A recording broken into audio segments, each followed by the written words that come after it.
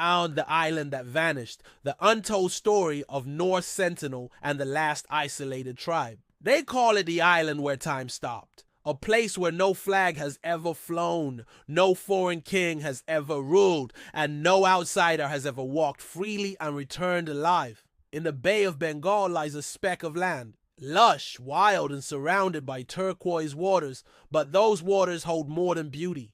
They guard one of the world's greatest mysteries. This is the untold story of North Sentinel Island, the home of the lost uncontacted tribe on Earth, and the deadly price of disturbing their world.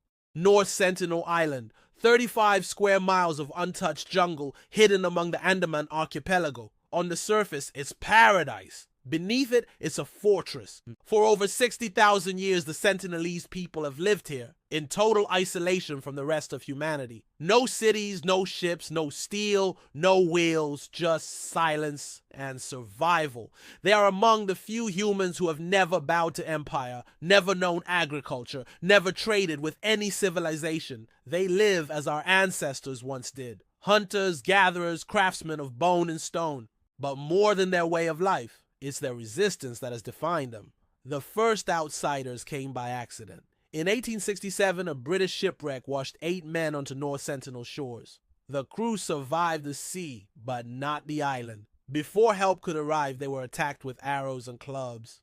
Only 2 men lived to tell the tale. This was the first modern record. The British Empire, ever curious and ever arrogant, decided the island must be explored, tamed, civilized. But expedition after expedition failed.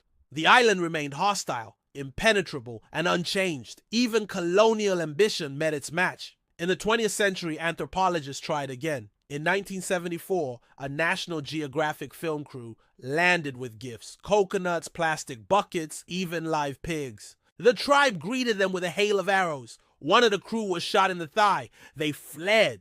No footage, no contact, no welcome. Still, the world couldn't let go.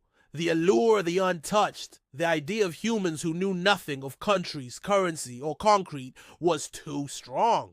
In the 1990s, Indian authorities attempted peaceful missions. They left gifts on the beach, retreated to boats, and watched. Sometimes the tribe accepted, sometimes they vanished into the jungle, sometimes they raised bows, but never, not once, did they speak. Why do the Sentinelese reject the world? It's not hate, it's memory. In 1858, the British kidnapped an elderly couple and 4 children from the island, part of an attempt to study them. Within days, the adults died. The children were returned, traumatized. To the Sentinelese, the outside world brought disease, death, and destruction. They saw what happened to neighboring tribes, wiped out by colonization, slavery, infection. So they chose the only path that guaranteed their survival: total isolation. In 2006, 2 fishermen drifted too close. Their boat was found later, dragged onto the beach. The men were never seen again. Even Indian authorities won't retrieve bodies. Helicopters flying over the island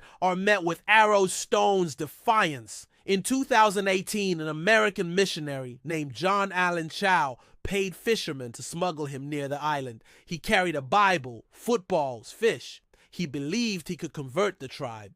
He was killed on arrival. His death sparked outrage, debate, and reflection. Was he a martyr, a fool, a trespasser, or simply one more name in a long list of outsiders who could not understand that no sometimes means no? What makes North Sentinel so powerful is not technology.